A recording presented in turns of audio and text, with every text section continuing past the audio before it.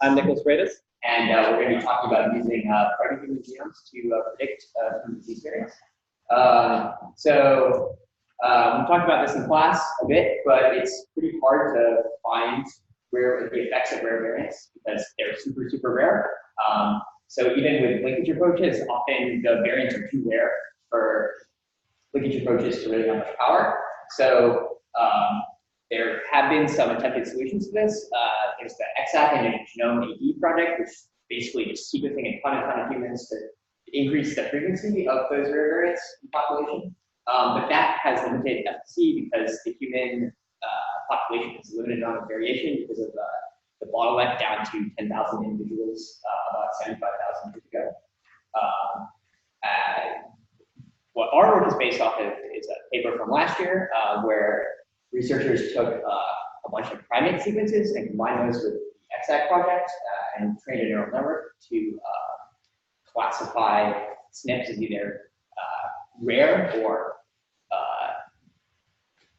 common in the population, Which corresponds directly to benign or deleterious. This is really important because if we had such an accurate classifier model that could look at a variant and say whether it's pathogenic, that could be used for individual patient rare disease research. So what we're trying to do is improve upon this previous work by adding Neanderthal genomics into that data set. We believe that this would be useful because Neanderthals are both a diverse group of individuals and their DNA is highly similar to modern humans in a way that extinct primates are not. So to demonstrate how relevant these genomes are, we're going to do some experiments involving the missense rate that occurs in Neanderthals that also happen in humans, and show that missense mutations in Neanderthals are generally benign in humans. So the first thing we did was we showed, we took all the sequences in the EXO project and bin them into 4 different bins based on their frequency and population, and then also bin them into synonymous and missense bins. And what you can see in the figure on the top left is that the frequency or the ratio goes down as you increase in population frequency, and this is because of the mild deleterious effect of a lot of missense mutations. So what we were hoping to see is that in Neanderthal populations, this depletion was at sort of the same rate, or slightly lower, because what Sundram and the other researchers found with the primates is that there was a small amount of missense depletion because of different selection pressures. But what we found, strangely enough, is there's actually missense enrichment at higher population frequencies, so that the ratio between missense and synonymous mutations is actually higher in Neanderthal variants compared to humans. And the one hypothesis that we had for this is possibly that those variants were actually not only identical by state to human mutations, but they're actually identical by inheritance. We tested this a little bit by testing one chromosome in particular, the X chromosome, which has a low amount of Neanderthal DNA, but we still observed missense enrichment in that, so we're not exactly sure where that's coming from, but the identical by inheritance is still a popular hypothesis for us. And then, so after that, we also wanted to test, even if there's a similar missense mutation rate, what if all of those missense variants were just like completely pathogenic? So we compared our bi-state identical Neanderthal sequences to a database of clinically relevant variants called CompBio. We also sampled from 30 random humans in the XAC database and compared that to CompBio. And as you can see, compared to the database as a whole, which is highly enriched for pathogenic variants, both human and Neanderthal variants are highly enriched for benign sequences. So now that we've demonstrated that Neanderthal genes are generally, Neanderthal variants are generally benign in humans and they have relevance for prediction, we trained a neural network using these benign variants in addition to human variants and the primate variants used in the previous study. The neural network as inputs would take a reference gene and the variant you're looking at, a probability weight matrix describing the alignment of 99 different vertebrates on that gene, and it would also take secondary structure information which was generated by a separately trained neural network that was previously modeled. So the way we're training this network is using a semi-supervised learning approach, in which we provide benign examples in an unlabeled set of examples, and the model learns to distinguish between the benign labeled and the unlabeled variants. Because it's only offered benign inputs, it becomes extremely good at classifying what is a benign variant. So it becomes very sensitive by the end of the training session. The way we trained it is, so the two models we trained were one that used human, primate, and Neanderthal variants. And we also trained the model to be similar to the previous work, only using human and primate variants. So what we saw was that our model, which included Neanderthal variants, had an 86% accuracy in classifying a withheld set of benign variants, whereas the previous work only had an 84% accuracy. Now, some people might think that this increased accuracy may just be due to the larger data input size of including Neanderthal data. So what we did is we also trained another two models using a smaller set of data that was of equal size.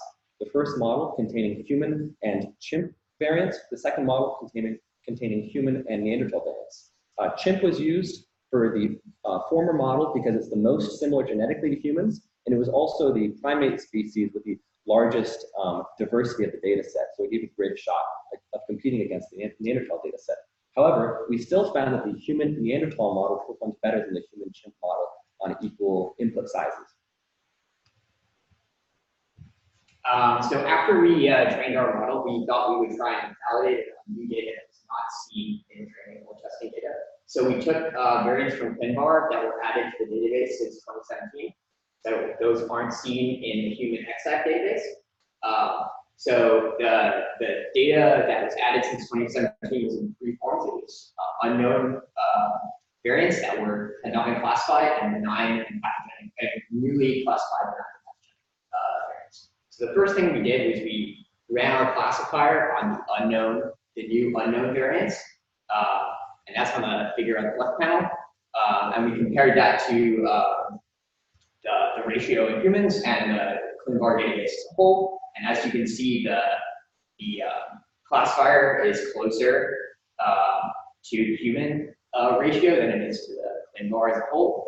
So that validates that our model is good at recognizing benign variants. But the reason it's not identical to the humans is because of the enrichment for pathogenic variants in ClinVar. Then we decided to test our model on the already pre-labeled benign pathogenic variants. We didn't have a very good accuracy on this, mainly because the pathogenic variants were often misclassified as benign. Like Nicholas said earlier, that was because our model was trained to recognize benign variants very well, but did not have good accuracy on classifying pathogenic variants. So future directions would be training a similar model using pathogenic labeled variants as input.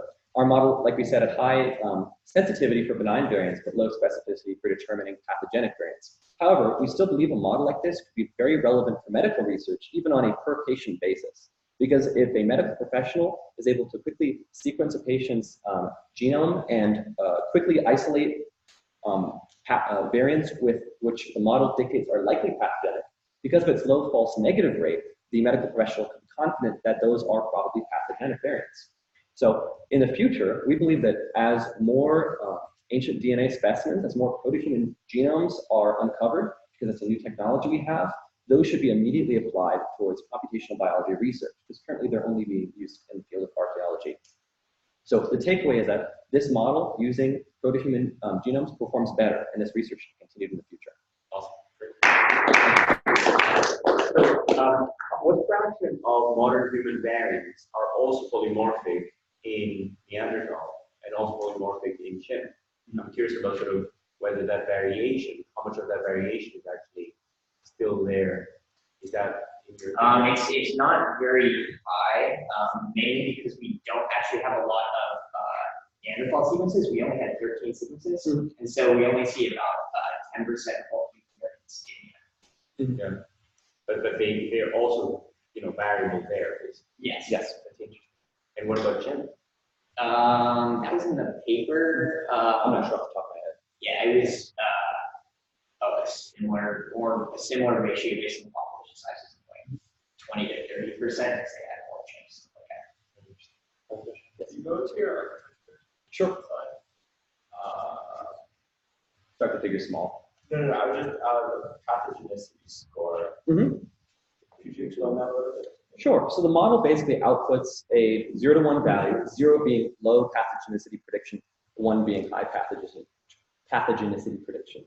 Again, it was modeled on benign variants, so you can also think of this as a likelihood that the variant you're giving it is or isn't benign, and those two things are kind of duals of each other. And you get that from We got labeled data to test from ClinVar. That's what you're referring to. Mm-hmm. Thank you guys very much. Thank you.